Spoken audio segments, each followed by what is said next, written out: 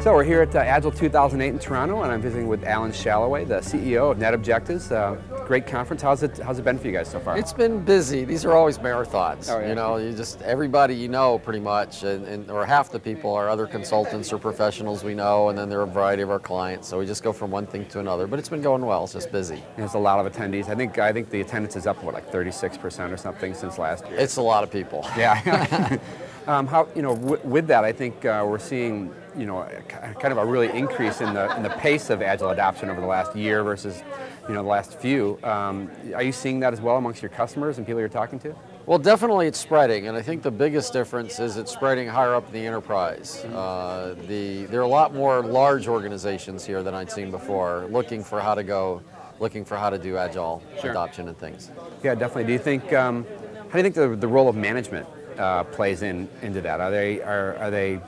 Does the role of management maybe have to change a little bit in order to foster the adoption further? I don't know. Well, we're big proponents of lean, and in lean, management has a different role than I think the way management is thought of in Agile. So I'm kind of waiting for that to happen. I mean, we definitely are big proponents of it. How can management work well with Agile teams is actually a known solution in lean, but it hasn't really been, embraced by a lot of Agile proponents. Now, it doesn't mean management is command and control, because it isn't, but there are ways that management plays a leadership role and sets desired outcomes and coordination of things, and teams can then still work figuring out how to solve those mandates on their own. And I think you're starting to see more of this as just things get to the enterprise and it's something you need to do, and as people are starting to embrace some of the lean thinking that's been around for a while. Sure. Well, I think talking with a lot of people, and tools in the past have really been kind of considered as anti-Agile. How do you see the tool vendors and maybe even the consulting companies can really play to help foster further adoption of Agile? Well, I actually think tools are starting to come into their own, because I think like last year, tools were almost this necessary evil. Well, we don't want them, but we need them. And actually you're now starting to see more and more tools that are actually assisting Agile developers, like the automated testing tools. People are starting to realize that with good project management tools, you can actually tell where you are and see what's most important. Yep. But I think there's still some resistance to tools by a lot of teams, but they're recognizing, again, the bigger picture. It's Agile, although it's been a lot of times focused on the team, really needs to be focused more on the entire enterprise. Right.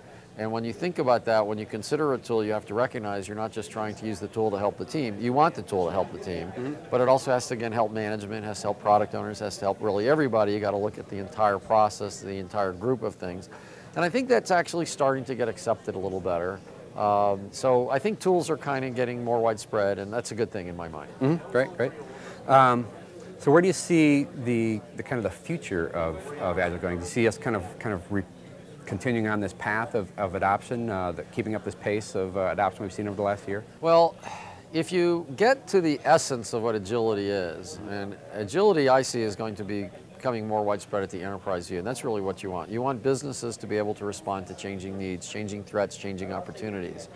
So what I see is that agility is going to go from the team throughout the enterprise by starting at the enterprise. That at the VP level, the C level, you're going to see how do we become more responsive, how do we drive from business, and then how do we get our teams to be agile so the enterprise can be agile. And you're seeing that more. One of the big differences I see between this year and last year I saw a lot of organizations coming to the conference, and they were looking for somebody to tell me, like, how can I scale Scrum, because can it happen?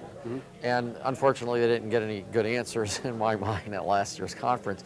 But this year, it's like, well, they've just gone off and done it. There are a lot of companies out there that have tried it and done it, and now it's like, well, we're running into the limits of like agility when we focus totally on the teams, but these are some things that people are willing to try, and they're discovering the problems that need to be solved. So this year, many people are coming to us and asking about, how do I manage my different product lines? How do I manage the enterprise view? And I think once you start asking the right questions, you can start getting the right answers. And to me, this is very exciting, because this is actually what we do. And it's nice to see people opening their eyes that this is what needs to happen. And I think both the enterprises and organizations are heading in the right direction. And I think a lot of the people like consultants and stuff are recognizing this is something they need to do. And I believe that'll drive the maturation of the Agile movement, because its necessity often drives things. Sure. Well, people always want to know, how vendors are supporting Agile, and how do you support Agile in your organization? Well, You mean how do we use Agile ourselves? Yeah. Okay, this is a personal question because as anybody who knows me, my natural tendency is one of command and control. Yeah. So, and we have to eat our own dog food, and we use that phrase a lot. And I guess what I use is I've studied lean a lot. And to me, lean is really, well, it's about many, many things. But one thing when it comes to doing something ourselves, is how can I, as a leader of a company that helps other companies transform themselves, how can I set objectives and give people freedom to meet how they meet those objectives?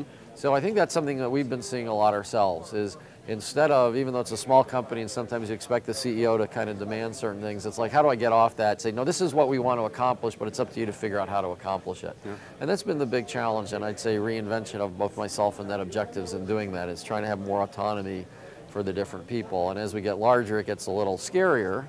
But that's good because I can relate to the fear, that we're telling some of the other people. So it's not only eating our own dog food; it's perhaps and believing it, and believing it. But it's also then experiencing some of the fear that we're causing other people. So that's actually helpful because then I can relate to people a lot better too. Sure. So what's new on the horizon for you guys? What's new at Net Objectives?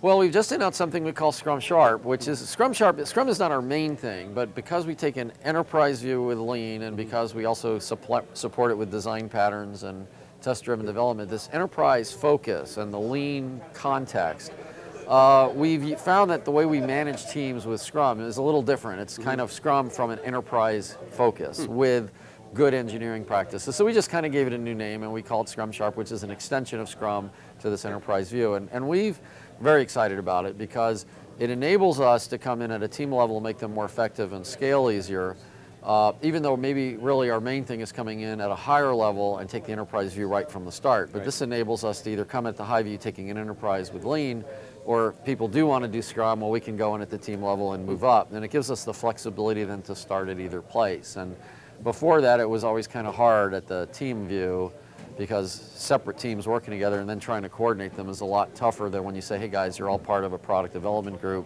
Let's work together. Here's the context for that. So I'm fairly excited about it, and it's just an extension of what we've been doing for the last several years, but it seems to be working pretty well. Well, where can people go to find out more about it? Well, come to our website, www.netobjectives.com, or shoot me an email, alshall@netobjectives.com.